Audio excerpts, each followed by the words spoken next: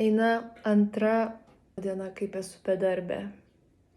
Bet vakar rašinėjau vokalus Evgenijai Redko, tai nėra taip, kad būčiau visiškai be darbo. Aišku, visokių jausmų kyla. Neaišku, kas čia dabar bus ir tada, nors šiaip tai viskas priklauso nuo mūsų. Ką mes toliau veiksim su šituo gyvenimu. Tai va. Aišku, yra dalykų, kurių nepakeis ir jau kai bus, tai bus. Ir jeigu ten ateis karas, tai ateis karas, nieko čia nepakeisi. Bet galima gyventi, kol galima.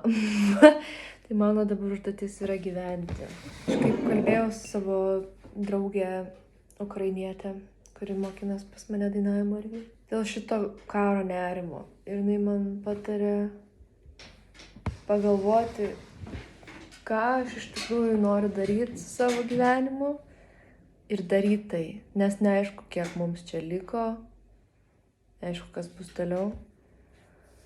Tai aš kažkaip apsidžiaugiau, kad nors ir buvo sudėtinga pasirinkti kūrėjo kelią ir kurti muziką. Nežinau, kodėl dabar valgau, atsiprašau. Bet džiaugiuosi, kad, ėjau šituo keliu, net ir jis buvo labai sunkus. Bet ėjau tuo keliu, kurio norėjau. Buvau kūrėja ir esu. Ir jau turiu 2 albumus išleidus.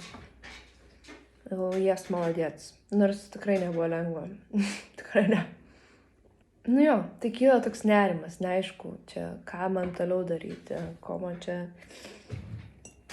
kur važiuoti. Ar apskritai man dar čia gyventi, ar man kam išnuomoti šitą butą, kur dėti savo daiktus, jeigu išvažiuoju. Jeigu išvažiuoju, tai kur? Tiek daug tokių klausimų. Nėra taip, kad noriu išvažiuoti iš Lietuvos ir gyvenime nebegrįžti, bet yra toks, kad noriu kažką pakeisti. Tai susiskambinsiu su astrologė, neužilgo pakalbėsim. Skaitau dabar tokią knygą Pykčio šokis. Kalbėjau apie tokias sistemas, kurios susidaro šeimoje. Apie trikampius. Ir kaip kažkokia yra, žodžiu, įtampa ir jinai persiduoda tam žmogui. Ar atsiranda kažkoks tai problemiškas vaikas dažnai. Arba jisai tampa žvaigžde vaiku. Bet esmė tame, kad tai tas pats nerimas, bet manifestuoja skirtingai šiek tiek būdais. Ir galvoju, ar aš esu tas problemiškas vaikas. Man atrodo, kad kažkam atrodo, kad taip ir yra. Nors aš nenoriu savo kliuoti jokių etikečių. Bet kad gyvenčiau taip, kaip, nežinau, tikisi visuomenė, kad vystysis tavo gyvenimas, kad ten baigi mokslus, turi gerą darbą, turi partnerį, šeimą, tai tikrai taip nėra. Mano gyvenimas buvo ganėtinai vingiuotas. Ir ką tik išsiskyriau su savo partneriu ir vis čia pagalvoju, ar čia gera buvo mintis, ar negera. Bet kai pagalvoju, kiek aš pykausi su juo, tai man atrodo tikrai gera mintis. Net jeigu ir tai reiškia, kad aš kažkokia narcisistė, gerai, man reikia dabar išgyventi šitą kažkokį laikotarpį, kad galėčiau paskui įsileisti žmogų. Ir man atrodo svarbu, o Dieve, lapė, visai kažkokie laukiniai gyvūnai pas mane. Nežinau, ar matys, žodžiu, lapė buvo. Reikia priimti dalykus face value. Nesiseka susikalbėti, ištisai pykstatės, ir gerai. Ir tiesiog nelaikas dabar. Tiesiog ne ta kombinacija, kaip visą laiką sakau draugiam, ne ta kombinacija. Ir kai ateis laikas, bus viskas smooth ir susitarsit ir sutarsit ir bus meilė ir viskas ir pinigai ir vaikai. Bet dabar ne tai ir aš kažkaip nebenoriu eiti šito tokio forsavimo keliu, jau žiauriai pavargau. Atsimeniau, kaip praeitais metais tokiu metu aš jaučiausi tokia pakylėta ir buvau neužilgo jau besiruošianti važiuoti į Balį. Tas pakylėjimas buvo, nes buvo ką tik mano koncertas Kotrynos bažnyčioje ir jaučiausi, kad esu įveikus kažkokį drakoną. Ir šiais metais aš irgi to tikėjausi, galvojau, kad Eurovizija gausiu kažkokį tai pasisekimą, bet tai neįvyko ir aš labai džiaugiuosi, kad aš dabar turiu su tuo dylin. Nu, tipo, tas pasiekimas buvo kažkoks, bet ne toks high, kaip, pavyzdžiui, po to koncerto. Ir mane tai labai ištaškė. Bet galvoju, kodėl reikia tų pasiekimų. Jo, ir man atrodo, kad šitasai variantas, kai jauties problemiškas vaikas arba kažkoks komplikuotas ir neišsipildęs, ir tada tu kažkokį užsibrėži super duper tikslą, ir vat kai jį įvykdysi, tai viskas su tavim bus gerai. Ir kai tai neįvyksta, atrodo, kad tiesiog nueina kažkokia tai atoslūgis po potvinio ir pasimato visus šiukšlės ant paplūdimio ir matai, kad wow, tipo, vis tiek yra tiek dalykus, kurio dylint. Tai kažkaip susimastau. Tai kas yra? Ir man atrodo, kas yra, tai kad jaučiuos deep down nepakankama. Nu, jeigu aš kartočiau savo kiekvieną dieną, kad aš esu pakankama ir būtų žmonių aplink mane, kurie dažnai man tai pasakytų, nebūtų tikrai ant to viską statyti, bet jeigu būtų jų šalia visada, kur pasako, o ne tai, kad parašo, patekstina, pakomentuoja Instagram'e, tai man atrodo, būtų mažiau iš tos poreikis siekti aukštumų, nes fuck, tai yra tokia iliuzija ir toks melas, toks blėt melas, toks kažkoks sukurtas interneto ir, nežinau, įspūdžių ir knygų ir filmų, nes tai praeina visi tie. Aš atsimenu, kai pradėjau jaust, kad praeina man šitas jausmas, kad esu didvyrė po to koncerto. Kažkaip pajaučiau, kad net tas jausmas, kad esi didvyrė ir tokia išdidi ir stipri, mane iš dalies ir atitolina nuo visų kitų.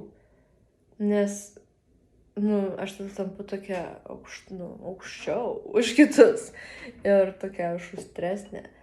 Tai nieko blogai jaustis šustra ir ten maladėts, bet turiu omeny, kad nuolatos šitos būsenos, manau, nereiktų tikėtis ir nereiktų jo kultivuoti, nes jinai nėra reali, nes žmonės nėra tobuli. Aš nesu tobula, tu nesi tobulas, nieks nėra tobulas.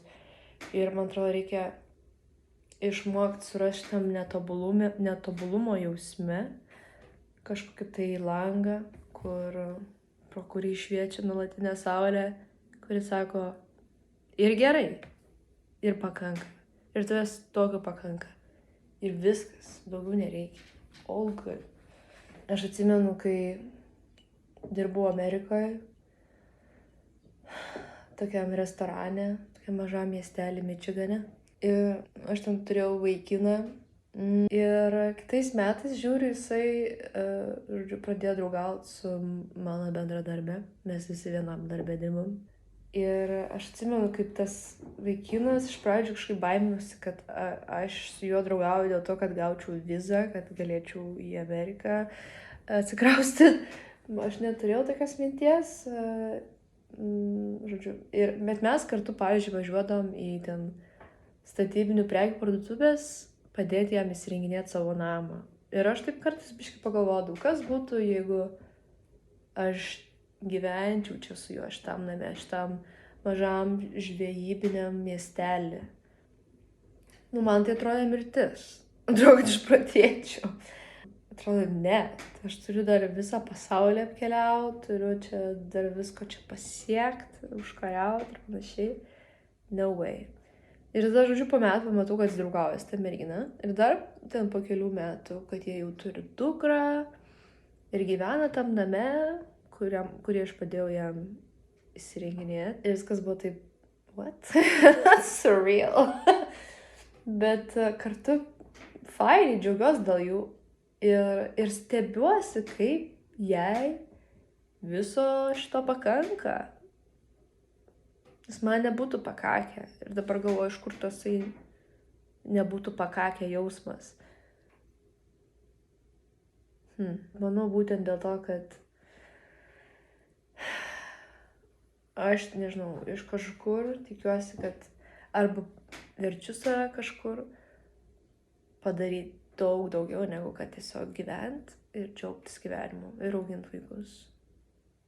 Ir aš bandau suprasti, kiek tai yra mano, kiek tai yra kažkoks savisaugos mechanizmas, kiek tai yra kažkoks bėgimas, žodžiu. Tai dėl to šitas laikas toks yra šiek tiek dabar man nepatogus, nes turiu leisti viskam nusėst ir išsigryninti. Tai ką aš darau? Kas toliau? Kas čia toliau? Ir gal nebūtinai kažkas ten grandioziško.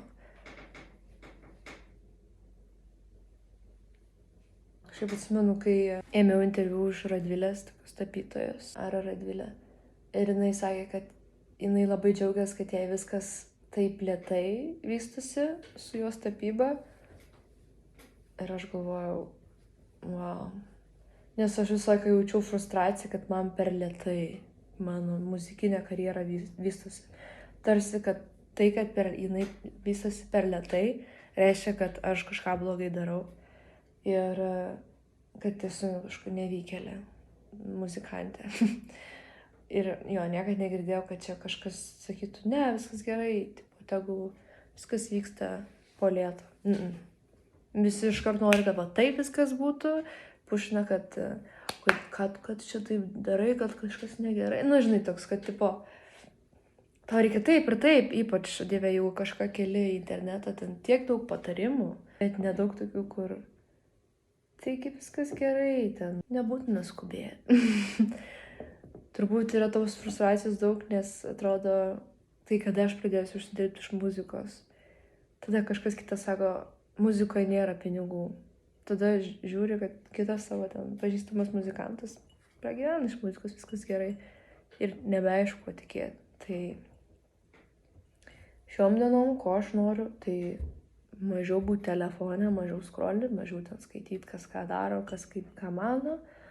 Ir daugiau klausyti savo širdies. Nes labiausiai save tai viskas, ką turim.